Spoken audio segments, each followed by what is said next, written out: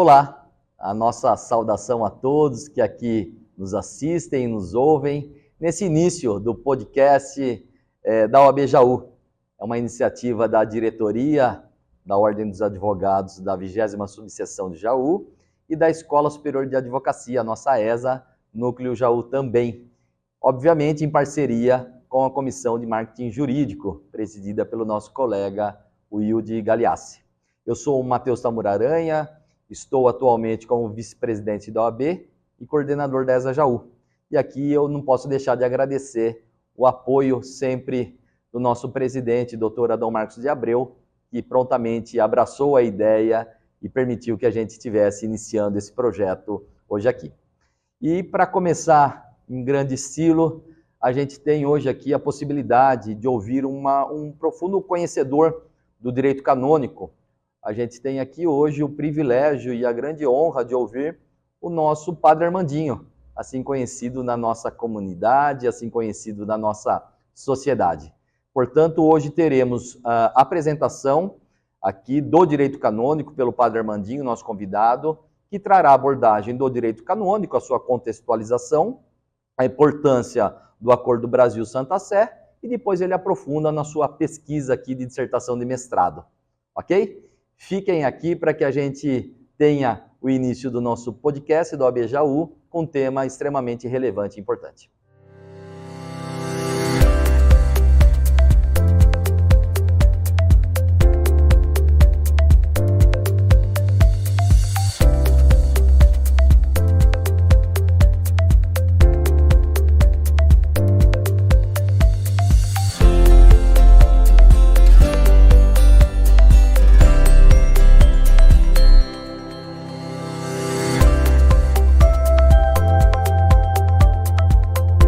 Então, com grande satisfação, com grande alegria, a gente inicia hoje esse contato, essa forma de comunicação entre a OAB Jaú, a comunidade acadêmica e a sociedade em geral. E hoje a gente inicia o nosso podcast com o direito canônico, um tema importante, mas às vezes desconhecido, um pouco obscuro da comunidade jurídica e da sociedade em geral.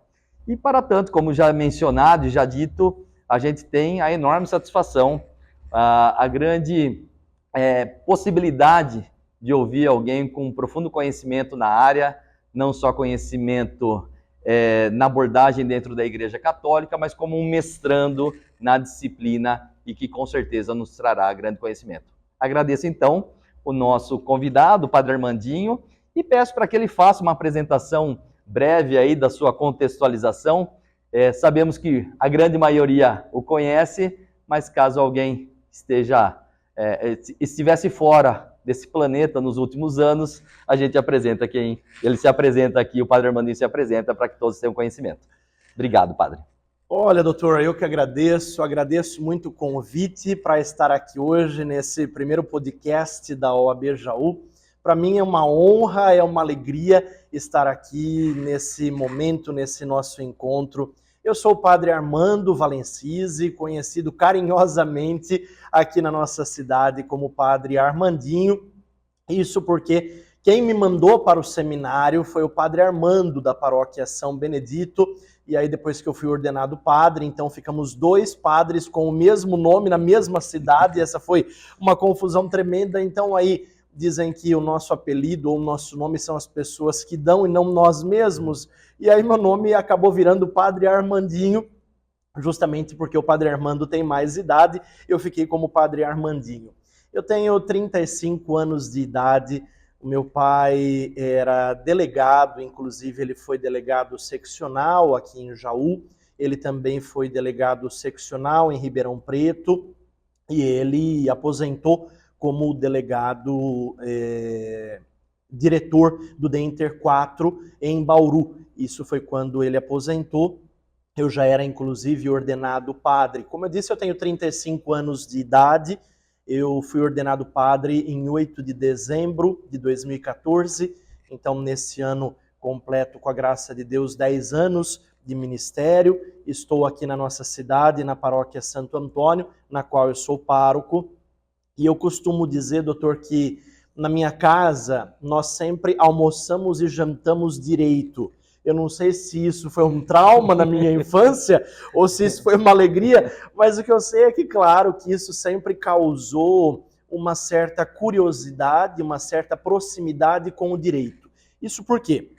O meu pai era delegado, portanto, antes ainda dele ser delegado, ele era investigador de polícia. No entanto, eu não era nascido ainda nessa época, eu sou o filho caçula. A minha irmã trabalha na Justiça Federal, a formação dela é de direito, e o meu irmão, ele é perito criminal lá em Sorocaba, e também a formação dele é direito. Meu cunhado, Marco, é delegado em Bauru, enfim. O direito sempre esteve presente. Eu acho que isso é muito, muito interessante, porque desde criança, em todos os momentos, em todas as refeições em casa, eu sempre via as opiniões diferentes dentro da minha própria família para determinados casos, que naturalmente eles levavam para dentro de casa para discutir, para pensar. E acho que esse debate sempre foi muito enriquecedor, sempre ajudou muito. Claro que isso despertava em mim também uma certa curiosidade para a área do direito. O meu lema de ordenação foi, a partir de Jeremias 1,5, antes de saíres do ventre, eu te consagrei. Eu penso que se eu pudesse escolher, talvez eu teria escolhido direito, mas antes que eu escolhesse alguma coisa, Deus mesmo já havia me escolhido para ser padre. Eu sentia no meu coração esse chamado que era muito mais forte do que qualquer outro chamado na minha vida. E foi assim que eu respondi sim a esse chamado do Senhor. E foi assim que eu entrei para o seminário na Diocese de São Carlos. Eu cursei a faculdade de Filosofia por 3 anos dentro do seminário em São Carlos.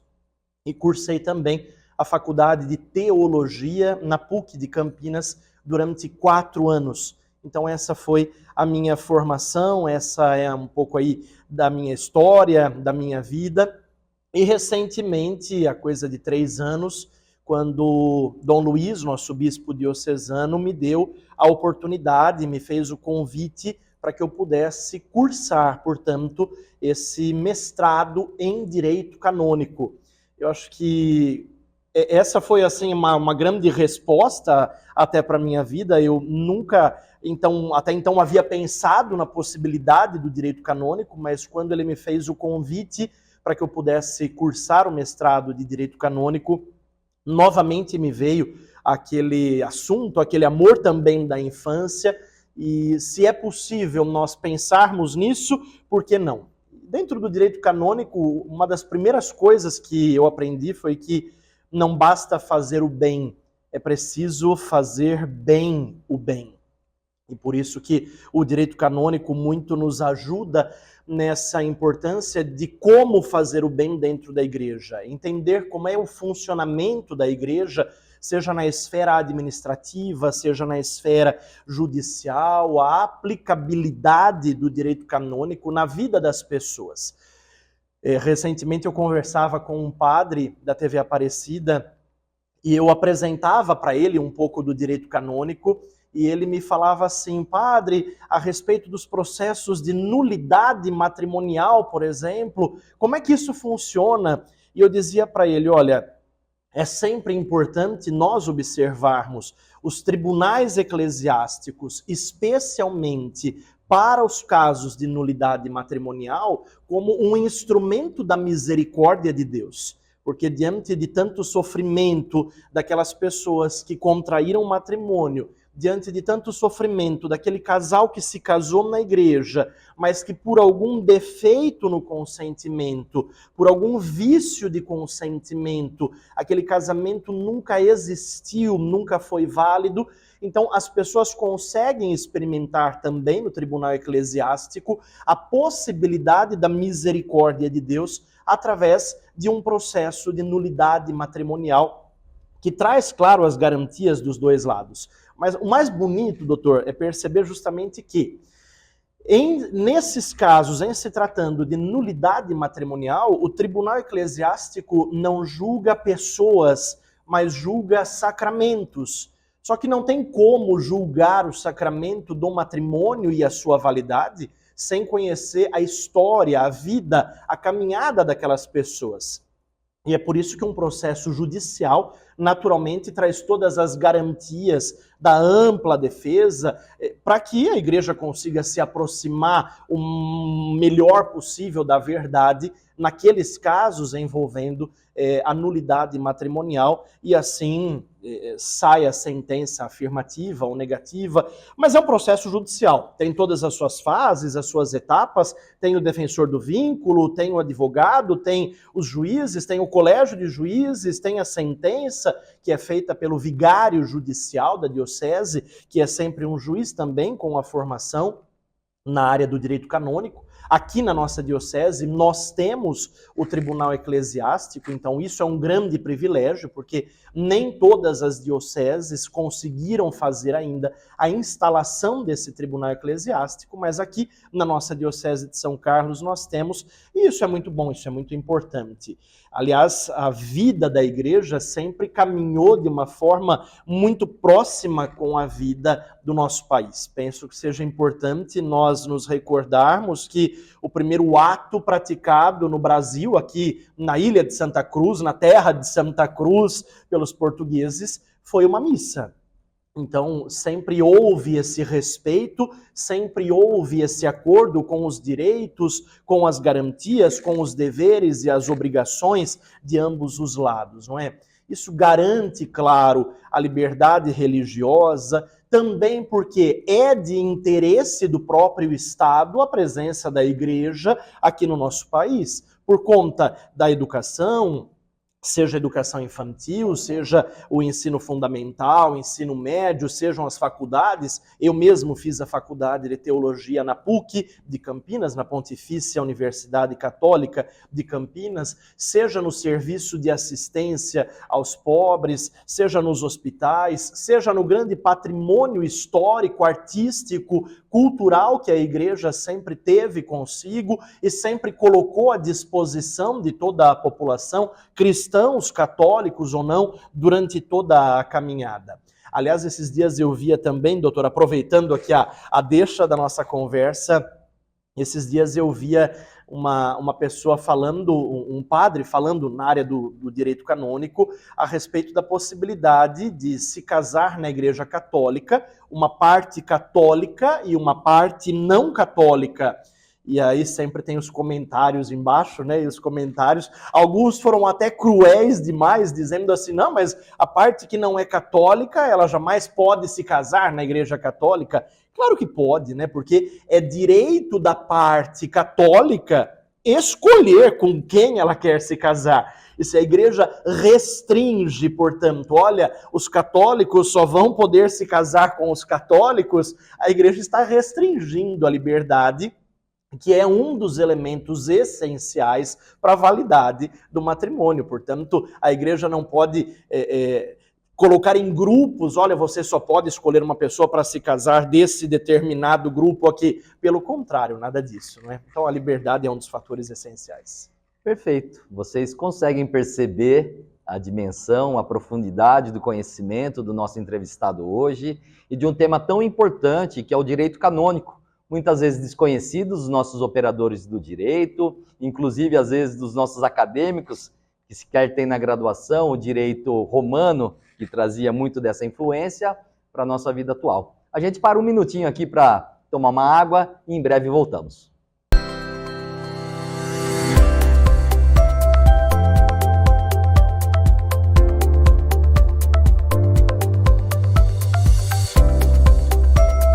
Olá, você que nos assiste e nos ouve aqui no podcast do ABJaú, dando sequência à nossa entrevista, ao nosso bate-papo aqui com o Padre Armandinho, referente ao direito canônico.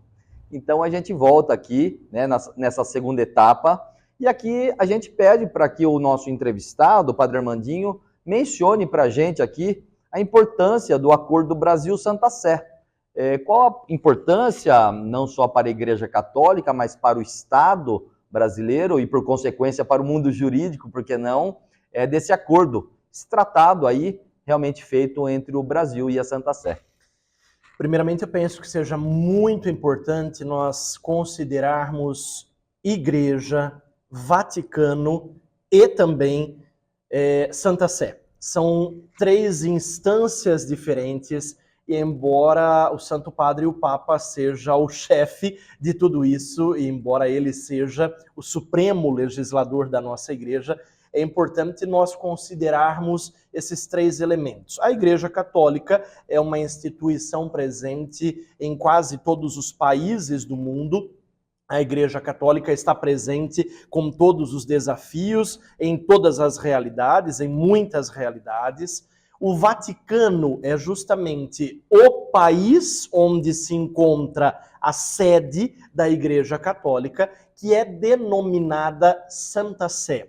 Em assuntos para diplomacia, em assuntos para as relações diplomáticas, o Vaticano tem uma embaixada, como qualquer outro país, em todos os outros países, assim como os países com quem a Santa Sé mantém relações diplomáticas também tem a sua sede, também tem a sua embaixada no Estado do Vaticano. Isso a igreja chama de nunciatura apostólica. Aqui no Brasil, por exemplo, há um representante do Papa, há um embaixador do Vaticano, e a nunciatura apostólica fica localizada aqui no Brasil, lá no Distrito Federal, fica localizada em Brasília. Esses acordos, na verdade, acontecem não somente, por exemplo, com Brasil e Santa Sé, mas esses acordos acontecem com todos os países com os quais o Brasil mantém as suas relações. Sejam relações comerciais, sociais, empregatícias, naturalmente, não é? O Brasil não está ilhado no planeta, mas precisa manter suas relações com vários outros países, e é por isso que esses acordos ajudam a regulamentar aquilo que já existe de uma forma implícita ou explícita, mas o acordo ele normatiza os direitos e os deveres. No caso do Acordo Brasil-Santa Sé, é claro que, além de garantir à igreja a possibilidade de manter as suas atividades aqui no nosso país, ajuda a evitar alguns abusos. Um exemplo, doutor. Na época da pandemia, eu me recordo de alguns decretos que foram feitos em alguns municípios, dizendo que a partícula consagrada na Santa Missa deveria estar embalada individualmente em saquinhos plásticos e que os fiéis receberiam a partícula dentro do saquinho plástico, o corpo de Cristo eucarístico, e que seriam os fiéis que deveriam abrir o saquinho plástico para poder comungar. Isso é um abuso, claro, evidentemente isso está fora, porque um dos itens do Acordo Brasil-Santa Sé é que o Estado não pode legislar sobre a Sagrada Liturgia. Quem legisla sobre a Sagrada Liturgia é a Igreja no Código de Direito Canônico, que fala a respeito da validade e da liceidade das celebrações, dos sacramentos especialmente, não é?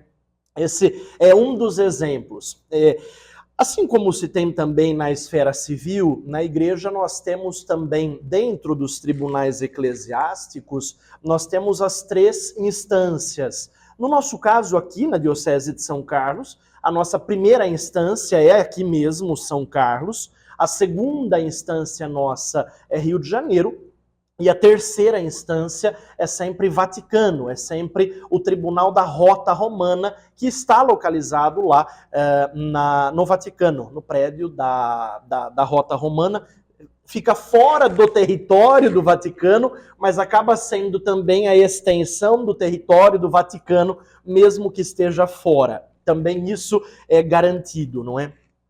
Então, recentemente nós líamos no mestrado a respeito de uma sentença de nulidade matrimonial que foi julgada em terceira instância, portanto foi julgada pela Rota Romana lá no Vaticano, e que uma das partes envolvidas naquela sentença que conseguiu a nulidade matrimonial, aproveitou para fazer a convalidação daquela sentença eclesiástica no foro civil, na esfera civil, aqui no nosso país também. E isso foi possível porque era uma sentença de terceira instância e dentro das relações diplomáticas garantidas pelo Acordo Brasil-Santa Sé, isso foi possível acontecer.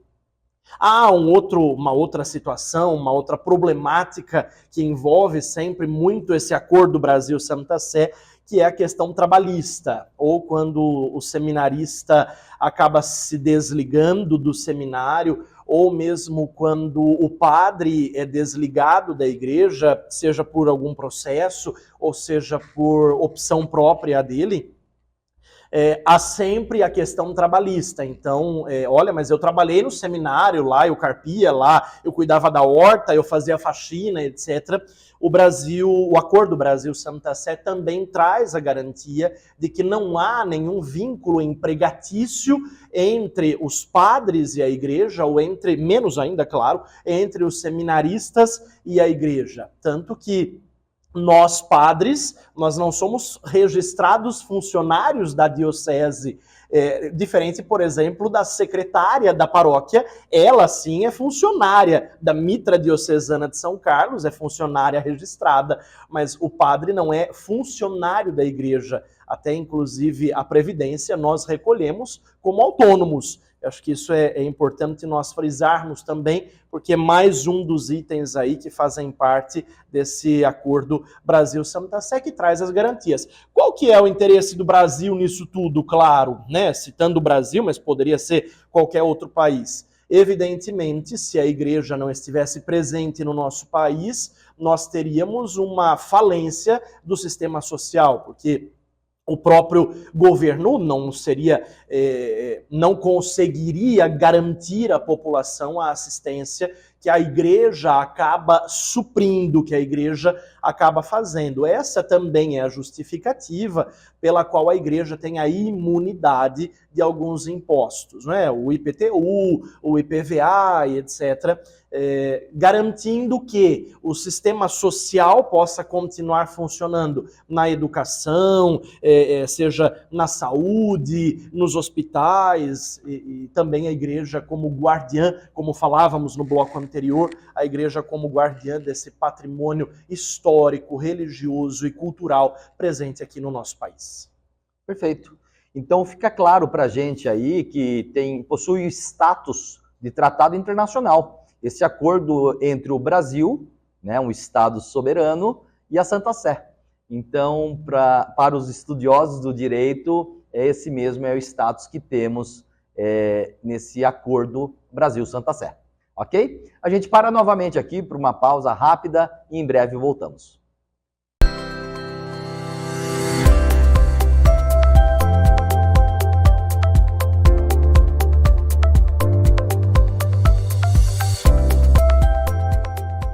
Retomamos aqui então a nossa entrevista, nosso bate-papo, na verdade o nosso aprendizado hoje aqui com o Padre Armandinho, tratando do direito canônico. Então, num primeiro momento, a gente teve a oportunidade de ouvi-lo quanto à contextualização, a importância, a aplicabilidade prática do direito canônico. E aí, no segundo momento, a gente teve o documento formalizando o Acordo Brasil-Santa Sé, né? Esse encontro de interesses da Santa Sé e do Brasil, normatizando essa relação de estados autônomos e soberanos, mais do que autônomos, soberanos.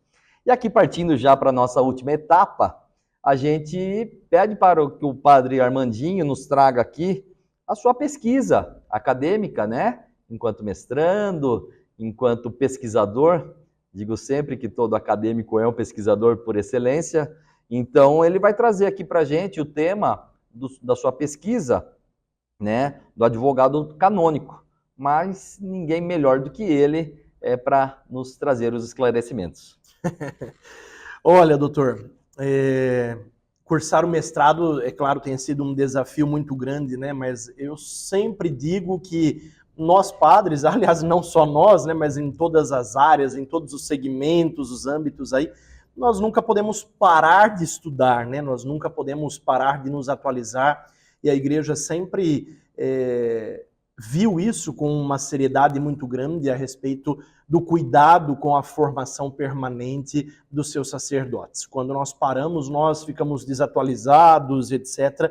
Por isso, da importância de continuar os estudos. Por isso, sou muito grato por essa oportunidade que a igreja também me dá de continuar os meus estudos através desse mestrado em Direito Canônico, como eu disse aí, pela Faculdade de Direito Canônico São Paulo Apóstolo, faço no Polo de Marília. Até é muito bonito ver a caminhada que a igreja fez com o direito canônico durante esses séculos de tradição, né? Antigamente, nós até partilhávamos isso no intervalo aqui, antigamente, quando se tinha alguma situação anormal na igreja, era preciso que o bispo pegasse os manuais ou as falas de Santo Agostinho, os discursos de Santo Tomás de Aquino e pudesse responder aquilo caso a caso. Foi no século XII que isso começou a ser sistematizado com um decreto de Graciano, e o primeiro código mesmo de direito canônico, ele chega e ele surge em 1917. Foi uma iniciativa de São Pio X, é verdade, mas foi o Papa Bento XV que fez a promulgação daquele código. Ainda era, de certa forma, muito tímido, um código somente em latim. Esse código que nós temos hoje é o código de 1983, e ele traz, claro, enormes mudanças para a nossa igreja, ele sempre se torna mais próximo e é continuamente atualizado pelo Santo Padre, o Papa Francisco. Também nós temos as jurisprudências dentro dos nossos tribunais eclesiásticos, especialmente, claro, a jurisprudência da terceira instância, a Rota Romana. Mas, bom, tudo isso para dizer que o meu trabalho de conclusão, a minha tese do mestrado, que foi aprovada recentemente, que eu começo agora a desenvolver esse trabalho, é justamente tratando a respeito da importância do advogado canônico como garantia do direito de defesa.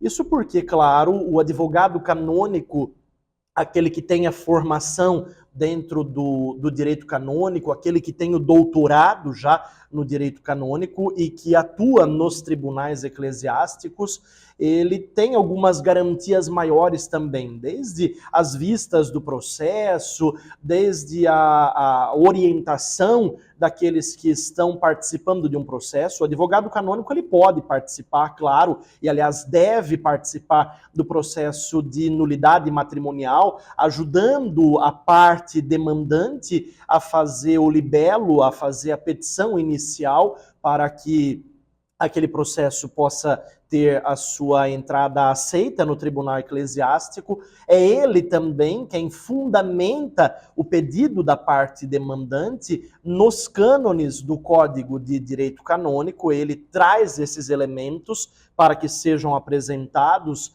ao tribunal eclesiástico no processo de nulidade matrimonial. No entanto, a minha especificidade está justamente na importância do advogado canônico como garantia do direito de defesa em processos penais envolvendo clérigos. É verdade que durante algum tempo na nossa igreja viu-se uma impunidade muito grande. Nos Estados Unidos, por exemplo, a igreja pagou indenizações milionárias envolvendo situações de abuso sexual com menores por parte dos clérigos. E foi muito bonito um determinado momento em que a igreja nos Estados Unidos ela reconhece o erro e fala assim, olha, nós tentamos resolver o problema de uma certa maneira e nós não conseguimos resolver o problema negando a existência dele. Foi a partir daquele momento de muita humildade na igreja norte-americana em que os bispos se reuniram e reconheceram que o problema existia, o problema era real, o problema era verdadeiro, que os católicos voltaram para a igreja. E hoje nós temos nos Estados Unidos uma das comunidades católicas mais fortalecidas do mundo. com a maior credibilidade, especialmente daquilo que se tinha antes, por conta dessa mudança no modus operandi. É claro que isso traz também uma outra situação que, com a reforma do livro penal dentro do Código de Direito Canônico, é verdade que hoje, por exemplo, os bispos que tentam não resolver uma situação penal envolvendo o clérigo, eles acabam sendo corresponsáveis por aquela acusação. Isso faz também, naturalmente, com que a palavra da possível vítima tenha um grande peso no processo penal envolvendo o clérigo, na acusação contra o clérigo. E isso faz com que hoje existam os exageros também do outro lado, ou seja, um processo que de repente foi pouco ou foi mal instruído, seja um processo judicial onde se há tribunal, seja um processo administrativo em que o bispo pode nomear um instrutor para aquele processo e que nem sempre aquele instrutor tem a formação ou a orientação necessária para instruí-lo de maneira correta. Infelizmente, a verdade é que nem sempre é respeitado o direito natural, antes mesmo de ser um direito eclesiástico, mas o direito natural de defesa do acusado.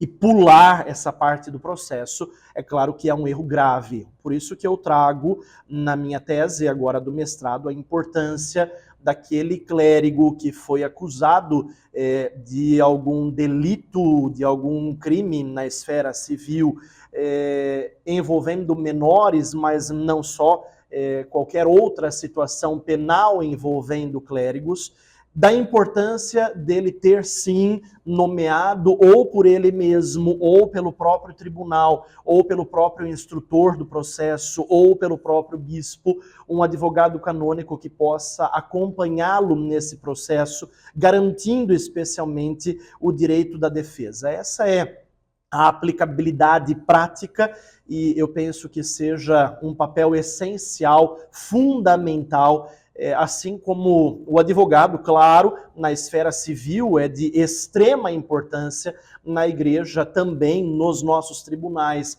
nos nossos processos canônicos, igualmente, o advogado é extremamente importante. E essa não é uma palavra minha, claro, mas isso que eu falo é o que está fundamentado no próprio Código de Direito Canônico, a importância de ter o advogado acompanhando o processo. Perfeito. Nós que atuamos no mundo jurídico, percebemos, inclusive, como nicho de atuação também, não só como curiosidade, mas essa atuação do colega que se interessa pelo tema, eventualmente vir a atuar no direito canônico. Para tanto, deverá estudar, se aprofundar, obviamente, nos temas aí, mas além da curiosidade, a gente percebe a importância também deste ramo de atuação para os nossos colegas. E aí a gente agradece aí o Padre Armandinho já de antemão, a sua disponibilidade, seu conhecimento, essa verdadeira aula de direito canônico que tivemos. Obviamente a gente tem que sintetizar aqui, né, para que a gente não se estenda muito, mas a gente de antemão agradece o Padre Armandinho pela sua disponibilidade, pelo seu conhecimento. Não posso deixar de agradecer a diretoria da OAB Jaú, em nome do nosso presidente, doutor Adão Marcos de Abreu, os nossos demais diretores. Agradecer também a Comissão de Marketing Jurídico, o doutor Wilde, que prontamente abraçou a ideia também para poder fazer. E, já para as considerações finais, eu concedo a palavra aqui para o nosso entrevistado, para que dê uma mensagem, faça uma consideração final. E de antemão já agradeço mais uma vez, Padre Armandinho. Olha, imagina, doutor Matheus, eu que agradeço o convite para que estivéssemos juntos aqui hoje nesse primeiro podcast da OAB Jaú. Para mim, como eu disse no começo, é uma honra, uma alegria estar aqui. Espero que tenha conseguido partilhar um pouco dessa caminhada que tenho feito no direito canônico. Aliás, aproveito também para confirmar e para deixar aberta a possibilidade, o mestrado em Direito Canônico é um curso aberto Inclusive, não somos apenas os padres que podemos fazer, mas há também advogados que atuam também, especialmente, nos tribunais eclesiásticos, nas mais variadas dioceses, aí por todo o Brasil, tribunal diocesano ou interdiocesano, que é aquele que envolve várias dioceses. Há também os advogados civis, que estão se especializando nessa área do direito canônico dentro da nossa igreja. Isso é muito importante, né? Nós podemos até pensar assim, mas qual é a razão de ser tudo isso? É claro que não é somente falar a respeito da validade ou da liceidade dos sacramentos, é claro que não é só trazer os direitos e as garantias da igreja nesse mundo, mas o objetivo primeiro do Código de Direito Canônico e do direito canônico na nossa igreja é a salvação das almas. O objetivo da igreja, é claro, que é legislar, organizar, fazer isso de uma forma muito bem feita, pensando na salvação das almas dos seus fiéis. Quando a igreja fala em direito canônico, a igreja está falando para com os batizados, a igreja está falando com os cristãos católicos. É como se nós tivéssemos uma dupla cidadania, é como se nós fôssemos brasileiros e católicos ao mesmo tempo, e se obedecemos às normas, às regras, às leis civis do Brasil, também obedecemos às normas, às leis, às regras canônicas da igreja, tendo como finalidade o bem, a salvação das nossas almas. Que Deus possa continuar nos guiando e que o Espírito Santo nos ilumine nessa caminhada, nessa jornada. Qualquer dúvida, enfim, eu estou à disposição para aquilo que puder continuar essa nossa conversa. Muito obrigado pelo convite. Obrigado, Padre Armandinho. Iniciamos aqui o nosso podcast do ABJaú em grande estilo, com conhecimento profundo, né? Trouxemos aqui alguém nitidamente com vasto conhecimento no direito canônico e já fica o convite aqui para todos para que nos acompanhem para as nossas próximas entrevistas. Até lá!